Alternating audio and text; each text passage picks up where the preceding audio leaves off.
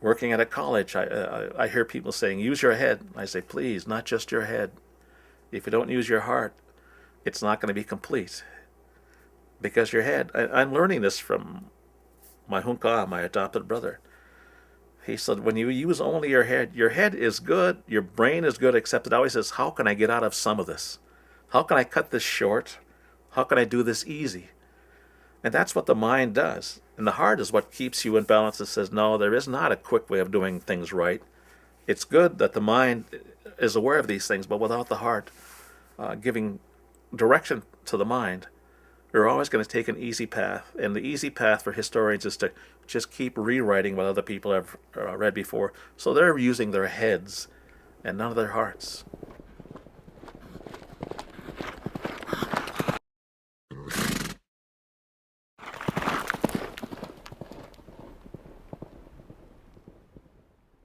The fencing of the incredible engineering feat that had to go into going up and down those little rolling hills out on the prairie for these huge tracts of land, and what it must have meant to people who had constantly traversed back and forth over hundreds of miles of territory. Oh, here's a whole huge, vast marker of what is going to be different between us and these new people. When I think back to when I was a little girl, I was hearing stories from my grandmother talking about barbed wire fences.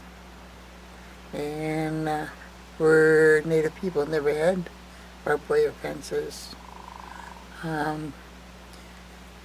It's my understanding that we used the land for for whatever purpose we were using it, making maple sugar, or or gardening. We didn't own the land; we used the land. We were given instructions to protect the land, and Europeans were given instructions to subdue the land. And them two things are mutually exclusive. I grew up on the plains, and so every parcel of land was fenced, and you could see the borders of people's farmlands. But when you got to the reservation, you didn't see fences anymore. So I think I knew early on that there was a different idea about whether property should or shouldn't be fenced, or why a property would be fenced. The real reference point for me is growing up, And I tell my son, who's 14, he's never going to experience what I experienced growing up. I could get on a horse and be gone with my friends or just by myself all day. And the water was clean enough to just stop and drink it from the creek. And you could find snacks and timchilas and berries and other things at different times of years. And that kind of experience, that kind of freedom, there's something about growing up as a kid on a reservation that speaks to freedom, that speaks to that kind of openness and way boundaries are connected naturally rather than imposed so much. And that kind of freedom is something my son will never know. Wild ricing has some territorial aspects to it too. There's definitely some fencing that goes on when people, pick their spot. In looking back into history, you could see that people had practices, both Dakota and Ojibwe, to make sure that they claimed their field of rice. So it wasn't like, I don't want to ever give the impression that I think Indian people were somehow so much better than everyone else that they didn't have to fence anything. It's just that there was so much. It's different from planting it and saying forever, you're not going to pass this. Right away, what comes to mind is ownership. The ownership of land, and a dueling concept or a clash of cultures right away about fencing in land. And I think for our people, we probably had no concept of fencing in our mother. When they divided up the reservation, they gave each family 160 acres, or if you were single, you got less, 80 acres, and then they would divided up the property, and pretty soon, after that came the fences, and it's almost like these fences, which you're referring to, are divided our people in a way too, because, oh, this is my property now and I have a title to it, so but that's your property, and a fence separates us. Whereas a long time ago, the Dakota people never had a fence dividing them. We lived in a community, and everybody shared everything, and nobody really owned the land per se. We took care of it. We watched over it, and as we were told to by the Creator. We live in a world that has been divided by various philosophies or worldviews that have been used to, in some sense, control and to dominate. I mean, the other side of it is we have philosophies that are about unification and oneness. So I think fences sort of symbolize the dark side, in one sense, of worldview. So I think it must have been like encountering this whole, almost like a language system. Oh, here's a whole huge, vast marker of what is going to be different between us and these new people who've come here. The white picket fence is, the little house, family life. It represents family life, I think. And a big part of America, I think it is a dream.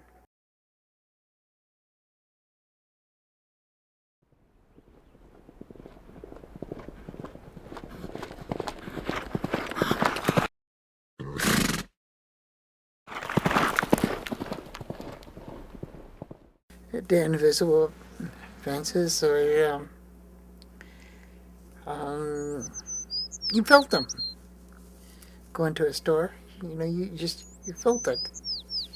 You people were automatically put on guard, and you're being monitored, you're being watched until you went out. My parents took us to stores, and Mom told us, God, you stay close, don't go out, run around all over, because you don't know what you can be accused of. So we grew up under that. It's getting how the financial stuff works. That whole money system is hard to get. To own things. I guess in terms of trying to understand that, it's been like an invisible fence, Back home on my reservation system, there's these fences separate the non-Indian land, or I guess the Washichu land, from the Dakota land, which is considered trust land. And if you look at the map of the reservation, the Dakota land, there's not very much of it. I believe it's only 11% within the boundaries of the reservation. And if you colored in the Dakota land, which they do on these maps, it looks like a checkerboard pattern. And so a lot of times if you walk on my family's property, you'll walk, maybe a couple hundred yards, and then you'll come to a fence, and when you cross that fence, you're now on the Washichu land. In talking of fences, I would say Native people have accepted a lot of the fences that have been put around them. And I think we need to work really hard with our own people to decolonize our own minds. And while on the one hand, we have to be aware that the United States was built on the exploitation of black labor and the theft of native land, and these things are morally repugnant. We can still love our country and still love justice. I think at the same time, we have to take responsibility. We have to fight and advocate and make those things happen. Same thing for our land, for our sovereignty, for anything that matters to us, for our culture. We have to take responsibility and make those things happen. To be between these worlds of what has been done in pre-contact, what has been done as the result of trauma, and then how do we reach that place where you can transform that trauma not into what was, but into what's going to be here for the future, for our kids. And so that's a kind of very abstracted way of looking at what between fences says to me, that we're on a journey. It's not just our history, but it's world history for indigenous people about how these fences are made like to contain us.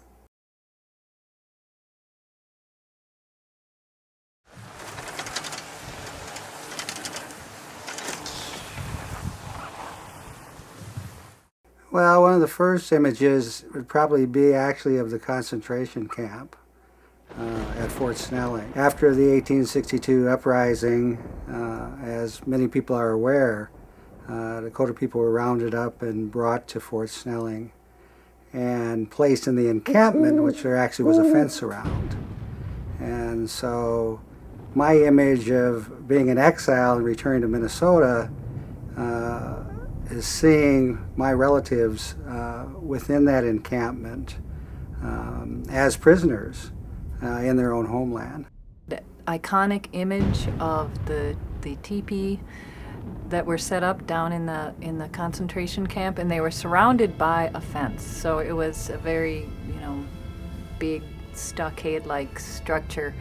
And from what I understand, they were as much imprisoned by that fence as they were protected by it, so that from the white settlers on the outside trying to get in and do harm. And so there's just that's what the fence reminds me of. It's the first time I heard about our Dakota men after 1862 being imprisoned and taken to Davenport, Iowa. And so I took a trip there, and this woman took me up this hill, and she said they would have, they brought him by boat, they would have landed here, and they would have walked up this hill to a bluff on the river, the Mississippi, and this is where the stockade was, and it was all the way up at the top of this bluff. And then she showed pictures of it, and it was like these tall, looked like pencil sticks, like a fence built in like that.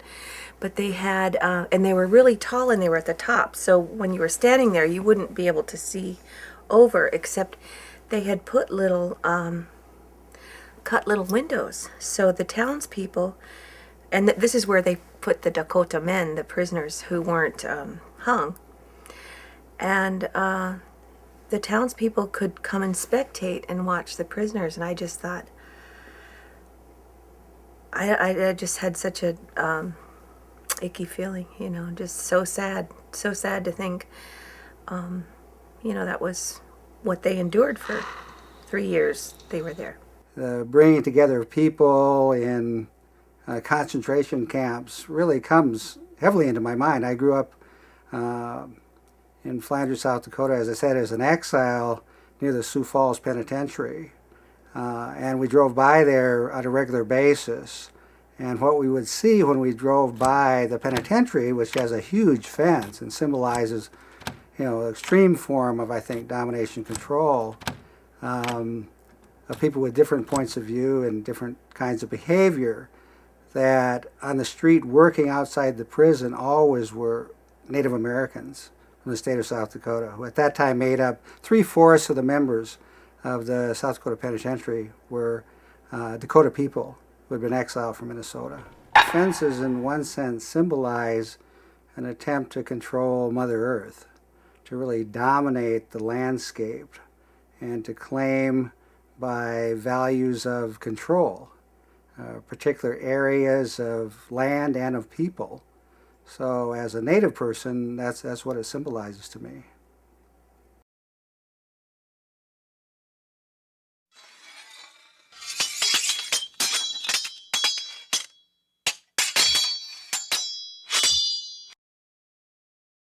It was because of the power of us as nations that the United States of America was forced to negotiate treaties. And we negotiated them on a nation-to-nation basis. And those treaties are a defining point in not only who we are as nations, but defining that relationships between us as nations and the federal government of the United States of America. And that puts state governments in their place in that our relationship is with the federal government. And so the way we engage locally on a state-by-state basis, on an individual-by-individual basis, is really about finding ways to simply make it work. Because the focus of our core government relationship is with the federal government. And so on a day-to-day basis, it's mostly about being neighbors. It's mostly about reconciliation. You know, our kids are going to fall in love with each other, for God's sake. And they're going to have kids. And we're going to have to find a way to raise them in that environment. And instead of getting too caught up with what states try to do, most of our battles are with states oftentimes. Minnesota has been very aggressive against us. South Dakota has been very aggressive against us. But the solution at that level is really about finding ways to do good governance, to simply make it work in a way that's going to satisfy that nation-to-nation relationship that Indian nations have with the federal government, but also satisfy our personal needs. We're going to see each other in a store, you know, we're going to try to create a community where there's concern for each other, there's respect for each other, there's mutual understanding.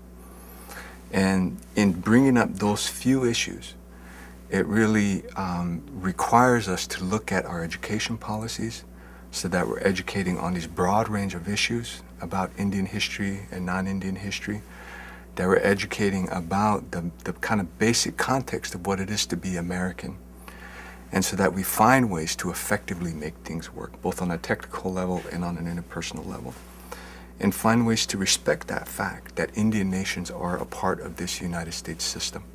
Certainly, I think we all have to do that. We have to be, like you said, the Indian in the room who stands up and takes offense. That would be the one thing that my friends would always say, my college buddies. We'd be listening to something, and the moment would come in some lecture or some talk where they said something that either, you know, bypassed Native experience entirely or denigrated or whatever, and we'd always say, I take offense too. How many fences have we got? You know, so it was sort of like, that was just this ongoing joke that we had for years, was like, how can, you know, the moment will come and you will have this thing that you need to defend, but if you work towards showing the beauty, the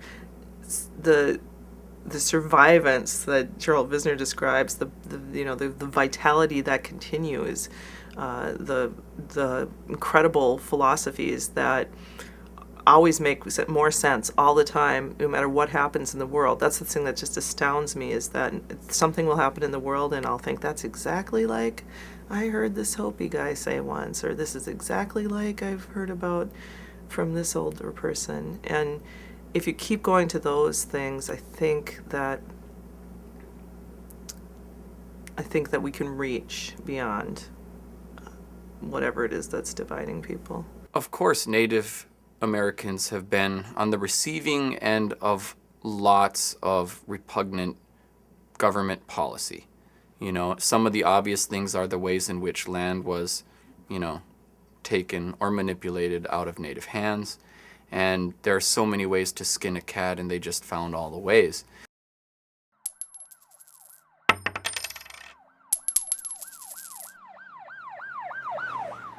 I remember a few years ago, Winona LaDuke, an Ojibwe woman from White Earth, came and spoke, and she said the United States is running the largest fencing operation in the world.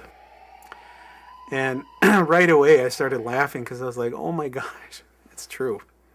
You know, because when we think about fencing operations, we always think about the news and how they found this garage with all these stereos and stuff, and everybody's, oh my gosh, I can't believe that person, you know, did that. What a terrible person to steal all that stuff and profit off of it. You know, those poor people that had their things stolen.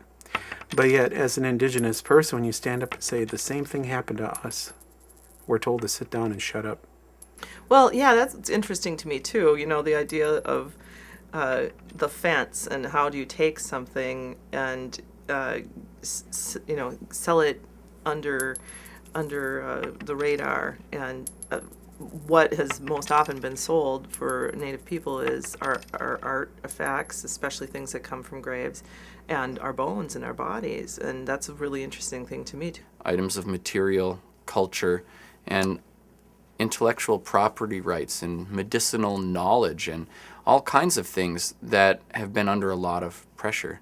And a lot of Native, or I should say at least for Ojibwe people, a lot of Ojibwe ceremony and culture and belief is somewhat more guarded than you'll find with Western things. And so people will say, well, how come they aren't sharing all of this immediately? And it's governed by different rules and a concerted effort at protecting cultural property rights.